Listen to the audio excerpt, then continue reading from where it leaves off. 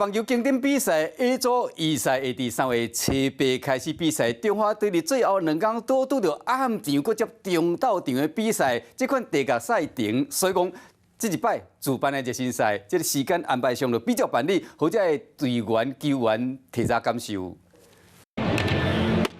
经典赛倒数计时，2月27号，中华队在新庄棒球场跟味全龙进行第3场自办热身赛。明明前一天跟中信兄弟的对战打到晚上10点多，结果不到12个小时，中华队又出现在球场热身练习，让球员都大喊吃不消。昨天因为还有一些治疗关系，所以会比较晚睡啊。今天也比较早起啊，早上就试着让自己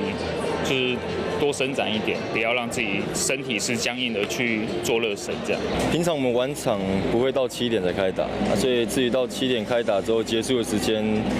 相对会比较晚一点，所以可能我们结束之后，然后整理完回到饭店，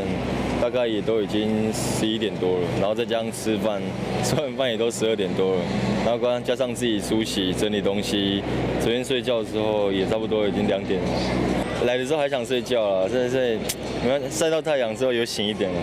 然而，这样的赛程安排也是为了经典赛，因为难得的好机会，中华队在这一次世界棒球经典赛担任 A 组预赛的东道主。不过地主队反而有点辛苦，必须在3月10号晚上迎战荷兰，隔天3月11号中午马上要再对上古巴。这个地域赛程很逼人，李月平总教练也说，这些职业球员必须要提早适应。他们都是职业选手，所以不用去特别叮咛。赛事是这种安排。 我们就是利用自办热身赛，让他们去了解往后会遇到的事情。那睡眠不足或是状况不好，就是让他们在这种情况当中，在练习中怎么做好准备。虽然赛程很辛苦，但中华队的挑战还很多，球员们会按部就班调整，在经典赛拿出最好的表现。华视新闻李启婷、林纯佩新北报道。 嗨，我是庄宇杰。想要看到更多的新闻内容吗？赶快订阅华视新闻的 YouTube 频道，并且开启小铃铛，跟着宇杰一起看新闻吧。